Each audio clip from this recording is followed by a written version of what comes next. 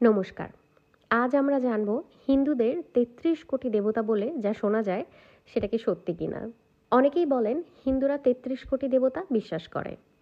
শুনতে অবাক লাগে, তাই না? কিন্তু আসলে এই কথাটার পেছনে আছে এক গভীর অর্থ। ৩৩ কোটি মানে আসলে ৩৩ প্রকার শক্তি বা দেবত্ব। অর্থাৎ বৈদিক গ্রন্থে বলা হয়েছে তয়স্ত্রিংশৎ দেবা, অর্থাৎ ৩৩ জন প্রধান দেবতা। এখানে ৩৩ কোটি শব্দের মানে হলো ধরন বা প্রকার, সংখ্যায় নয়। তাই ৩৩ দেবতা কারা? ৮ জন বসু, অর্থাৎ প্রকৃতির শক্তি, যেমন অগ্নি, জল, বায়ু, আকাশ।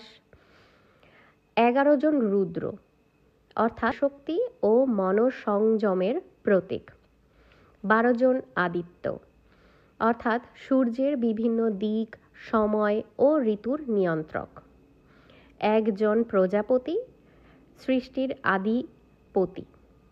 ১ জন ইন্দ্র, দেবতাদের রাজা ও ইন্দ্রিয় শক্তির প্রতীক।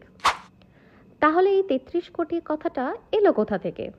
যখন বলা হয় কোটি কোটি দেবতা, তখন বোঝানো হয় অসীম শক্তির অসীম রূপ। প্রত্যেক জীব ও প্রকৃতির মধ্যেই ঈশ্বরের প্রকাশ। ঈশ্বর একজনই। একটি ফুল, একটি গাছ, একটি নদী, সবই একটি শক্তির রূপ। হিন্দু ধর্ম বিশ্বাস করে যত্র যত্র জগৎ তত্র তত্র দেবতা।